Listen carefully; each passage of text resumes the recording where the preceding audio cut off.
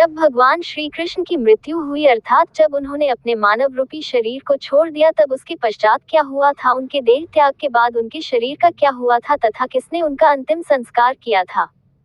जगन्नाथ का मंदिर भगवान कृष्ण से कैसे संबंधित है। अपने अंतिम समय में भगवान कृष्ण द्वारका नगरी में रह रहे थे तथा एक वृक्ष के नीचे ध्यान मुद्रा में बैठे थे, तभी एक जरा नामक शिकारी ने उनके पैर में तीर मार दिया। इससे उनकी मृत्यु हो गई तथा वे अपने धाम को लौट गए।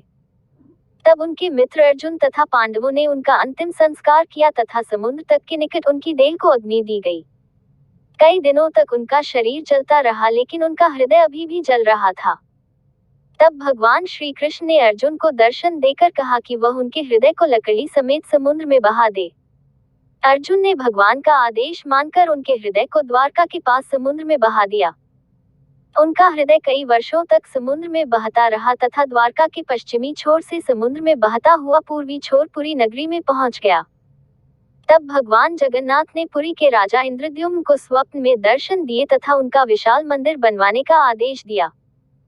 साथ ही उन्होंने राजा से कहा कि समुद्र तट के निकट एक वृक्ष के नीचे से एक लकड़ी का लट्ठा मिलेगा, जिससे वह उनके बड़े भाई बहन तथा सुदर्शन चक्र की मूर्तियां बनवाए।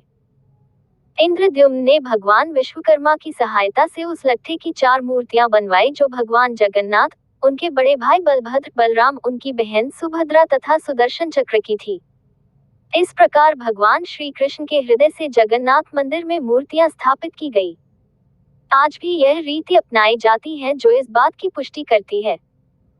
भगवान जगन्नाथ की मूर्ति जिस लकड़ी के अंदर है, कहते हैं कि वह भगवान कृष्ण का असली शरीर है, जिसके ऊपर का लकड़ी का आवरण हर 12 वर्षों के बाद बदला जाता है। इस आवरण को बदलते समय किसी को भी इसे देखने की अनुमति नहीं होती है तथा स्वयं मंदिर के पुजारी भी इस समय अपनी आंखों पर पट्टी बांध लेते हैं तथा हाथों को कपड़े से लपेट लेते हैं। कहते हैं कि जो भी मूर्ति के अंदर का आवरण देख लेगा, उसकी उसी समय मृत्यु हो जाएगी।